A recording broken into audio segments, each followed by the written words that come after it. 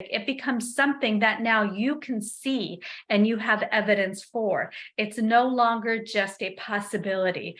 Infinitesimal, infinite amount of frequencies. That focus creates that laser light into the intention.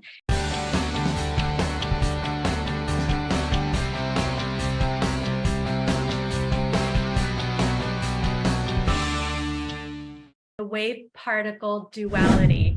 So the wave-particle duality is the first principle that really, I would say it's the first one that quantum physics really dove into.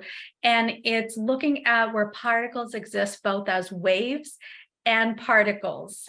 And so the wave-particle duality is a fundamental concept. Again, it's one of the first that was explored that suggests that particles such as electrons and photons can exhibit both wave-like and particle-like behaviors depending on how they are observed or measured.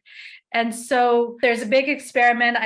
In our Millionaire Inner Circle, I showed the video of how when one experiment was done, you could see the particles exhibit wave-like patterns, and when there is another observation that's done, you could see the particles exhibited wave-like particle-like evidence.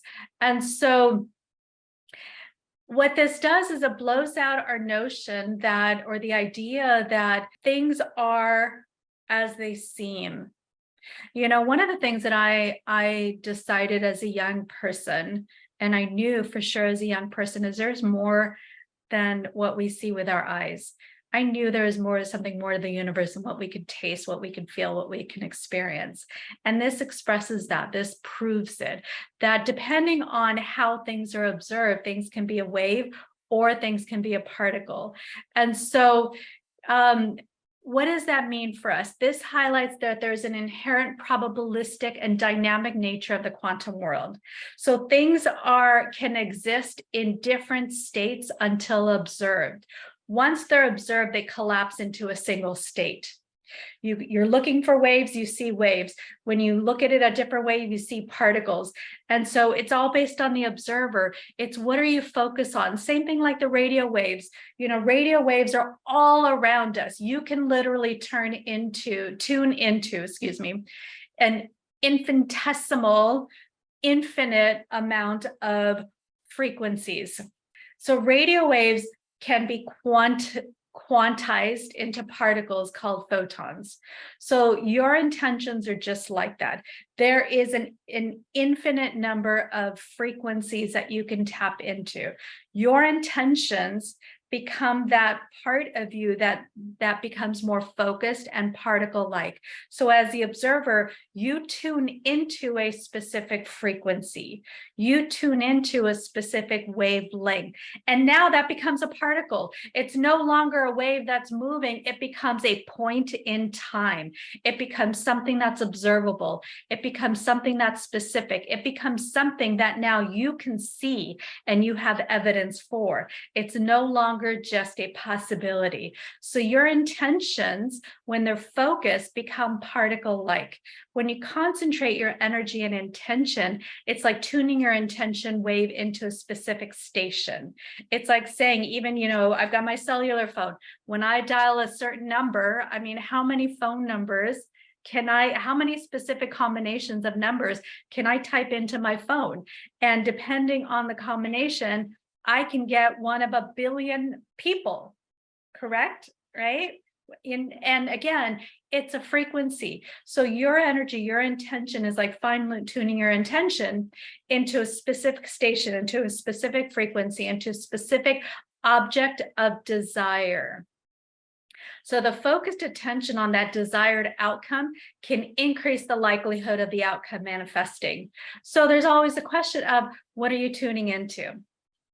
What are you tuning into? Wealth is a frequency. Poverty is a different frequency. Loving relationships is a certain frequency. Abusive relationships is a different frequency. Health and vitality is one frequency. Cancer is a different frequency. What are you focused on? And again, that focus creates that laser light into the intention, into that particle. It turns all of these possibilities into that one specific particle. You tune into that station. Now, how disciplined are you with your intention? It's a question I want you to ask yourself right now. What frequency are you tuning into? And again, I've said this a number of times, is, people may say, well, I do my affirmations, or I have my vision, or I read, what my desires are every morning. Fabulous. Great. I love it. I will applaud you. But what are you focused on the rest of the 16, 18 hours that you're awake? Do you read your intentions and focus on wealth and abundance and health and vital relationships in the morning or in the evening, or sometime during the day? You read it kind of half awake. And again, there's value in first thing in the morning, right? We'll save that for another discussion. But do you read it once and then go through your day stressed, angry, worried, full of anxiety over the bills, over what's not happening, over things not being there? So we want to start to tune into that frequency. What happens when we're not quite tuned in? I've been on drives to Vegas often where I tune into one frequency, but as I travel, frequencies shift, right? I've got to fine tune that a little bit. And what am I getting? I'm getting a little bit of both worlds. I'm getting a little bit of country, and I'm getting a little rock and roll. Is there a song like that? Little country, little rock and roll. I'm kind of in the middle of two worlds, right? I have to keep fine tuning that because it's starting to get fuzzy. It's starting to get staticky. It's starting to get distracted. So how often are we paying attention so we turn all those possibilities into a specific intention, focusing on what we desire? So that's the wave particle duality.